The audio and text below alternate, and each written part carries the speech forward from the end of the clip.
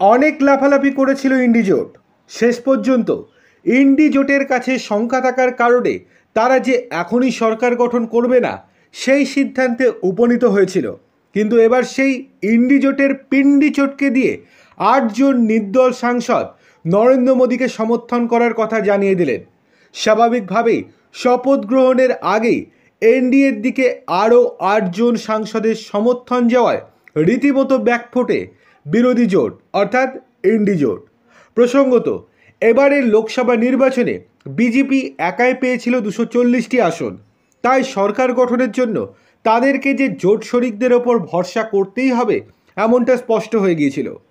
গত পরশুই নীতিশ কুমার এবং চন্দ্রবাবু নাইডুর সঙ্গে বৈঠক করে তাদের সমর্থন নিশ্চিত করেছিলেন নরেন্দ্র মোদীজি।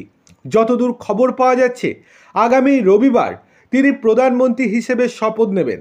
তবে তার আগেই গতকাল দেশের 7 জন নির্দল সাংসদ সেই নরেন্দ্র মোদীকে সমর্থন করার কথা জানিয়ে দিয়েছেন।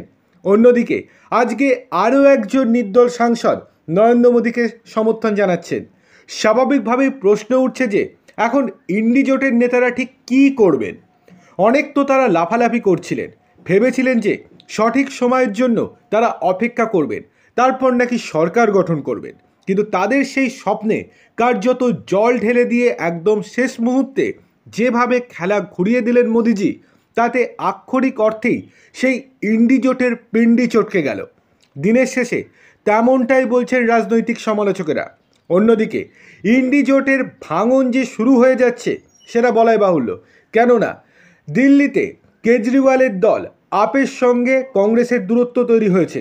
অন্যদিকে তৃণমূলের second in command Abhishek Bandyopadhyay কংগ্রেসের সঙ্গে সহমত নয়, তাই বিভিন্ন নেতাদের সঙ্গে তিনি বৈঠক করে চলেছেন, যাতে করে আরও দূরত্ব তৈরি হচ্ছে তাদের মধ্যে।